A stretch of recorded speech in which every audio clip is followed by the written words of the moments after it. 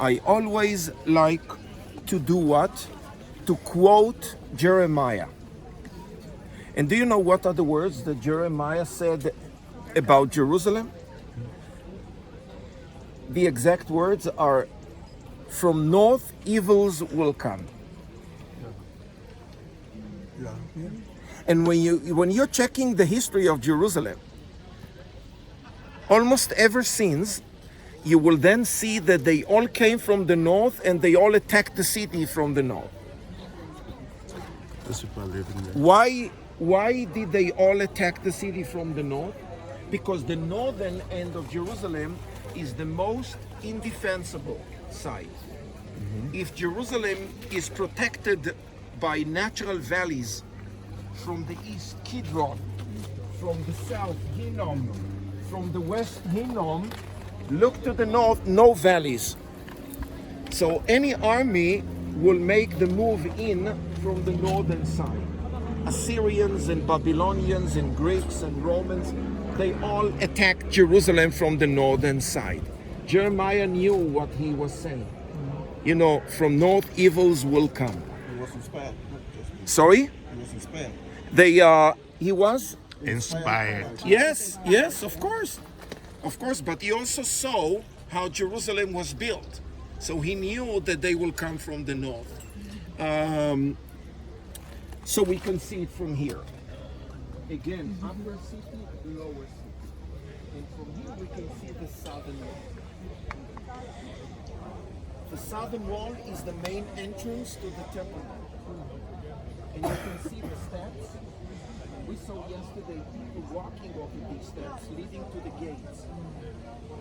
Can you see the gates? The water gates. The gates on the right side are the entrance. The gates on the left side are the exit. And they kept this order very, very well. You know why? When hundreds of thousands of people are making their ascension to the temple on the 3 pilgrimaging festivals, it's like a big highway. I always hear people from LA complaining about how busy, are the highways there, correct? Yes. Something very similar was, going in Jerusalem 2,000 years ago, when hundreds of thousands of pilgrims are ascending, and they all had to keep that order. And I'm talking about in through the gates on the right, out through the gates on the left. And these are the steps, and we found them. We discovered them. The ascents leading to the temple. What else do we see from here? The area called City of David, which is that small area in between the walls, yes? And the Pool of Siloam. Can you see that? It looks more like a swimming pool. Okay. Wow. And we found the pool. We found the pool. You cannot do everything, in one tour in Jerusalem. It's impossible. This is why there's so much for you to see. Come back. Do another tour to Israel. Come back. And I promise you, you will not get bored. You will have so much more to do, in Jerusalem. So we discovered the Pool of Siloam. And what is the source of the water to the Pool of Siloam? The spring. How did the spring water come to the Pool of Siloam? With an underground tunnel that is going under the city. And you know what? We found the spring, we found the tunnel, we found the pool, and the water is still going there after 2,700 years. Wow. And do you know what happened by the Pool of Siloam? As we read in John 9,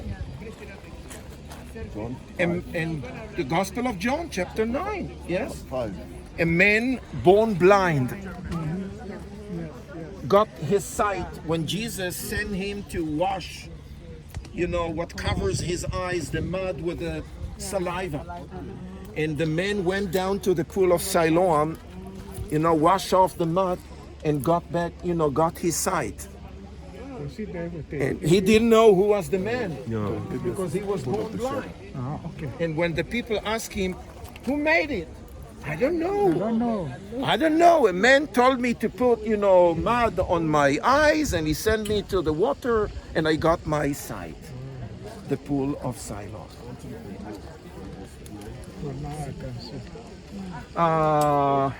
Question. Yes, please. From the pool to get water to the residence. Yes. To the temple. Yes. It's like above the head. No, that's a good question. I like all your questions. It shows that you understand, what you're talking about. I'll tell you in a very simple way. It's a question about water in Jerusalem. Regarding this, there's only one natural source, the spring, which was good enough to provide water when the city is small. What is going to happen when the city will grow? The need for water is growing.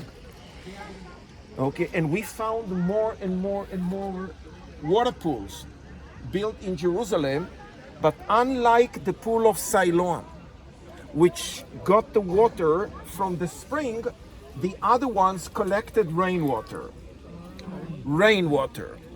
Okay, and a lot of people build cisterns in their homes or under their homes To catch the to water. catch, rainwater.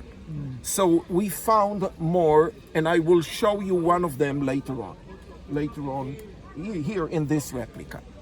Let's go west, please.